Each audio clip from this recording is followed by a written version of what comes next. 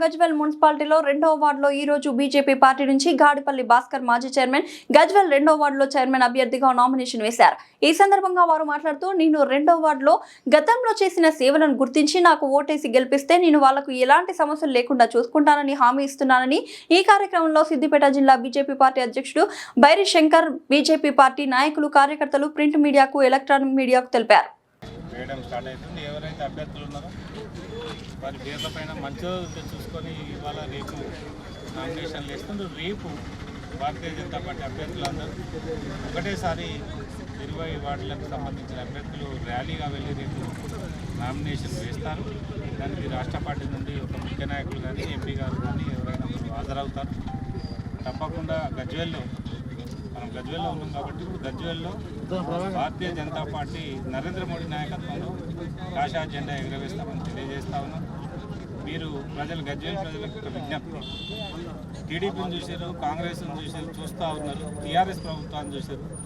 ఒక్కసారి భారతీయ జనతా పార్టీకి అవకాశం ఇవ్వండి, నరేంద్ర మోడీ నాయకత్వాన్ని బలపరచండి. నరేంద్ర మోడీ గారు ఏదైతే గత 12 సంవత్సరాలుగా చేసిన అభివృద్ధిని కూడా ఒకసారి గుర్తుంచుకోండి.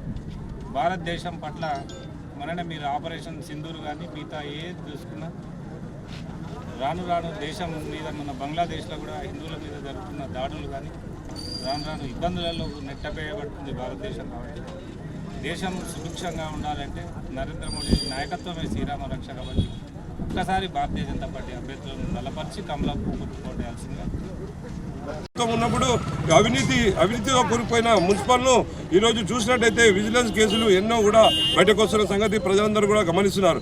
మా కౌన్సిల్ ఏదైతే 14 నుంచి 18 వరకు ఉన్నదో గజ్వేల్లో ఒక పర్మిషన్లకే కానీ స్టేట్లో మొత్తం ఎంక్వైరీ చేసి విజిలెన్స్ వాళ్ళు ఎంక్వైరీ చేస్తే 0% కమిషన్గా మాకు అవార్డు రావడం జరిగింది.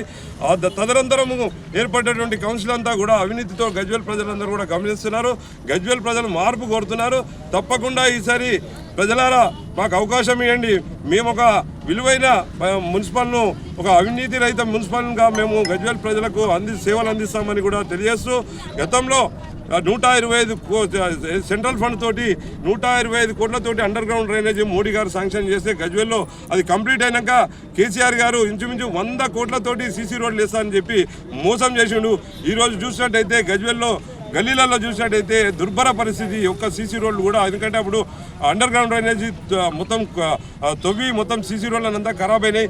దానికి నిధులు ప్రత్యేకంగా ఇవ్వాలంటే వాళ్ళు ఇంతవరకు అవి కంప్లీట్ కాలేదు. ఇక ఇప్పుడు వచ్చిన 2.5 సంవత్సరాలుగా ఉన్నట్టు కాంగ్రెస్ ప్రభుత్వం, గత ప్రభుత్వం 180 కోట్లు డెవలప్మెంట్ ఫండ్ శాంక్షన్ అయి ఉంటే ఈ ప్రభుత్వం ఆ 180 కోట్లను కూడా మళ్లించడం జరిగింది. రేవంత్ రెడ్డి గారు ఎన్నో పర్యాయాలు అన్నారు, 1000 కోట్ల రూపాయలు గతంలో తీసుకుపోయారు, గజ్వేల్కి ఒక్క పైసా ఇచ్చేయలేదని చెప్పి కూడా ముఖ్యమంత్రిగా ప్రకటన చేయడం కూడా జరిగింది.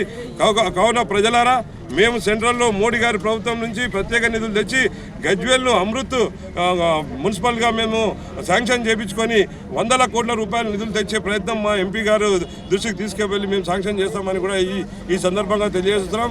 ప్రజలారా, ఒక్క వినతి, మేము మా బీజేపీ 20 వార్డులలో సభ్యులు ఎవరైతే ఉన్నారో భారతీయ జనతా పార్టీ బలపరిచిన అభ్యర్థులకు పువ్వు గుర్తు ఓటేసి పెద్ద ఎత్తున గెలిపించినట్లయితే మేము ఎలాంటి సేవలు చేస్తామో మీకు తెలుసు. తప్పకుండా ఇక్కడున్న ప్రాబ్లమ్స్ అన్నింటినీ కూడా మేము తీరుస్తామని కూడా ఈ సందర్భంగా తెలియజేస్తున్నాం.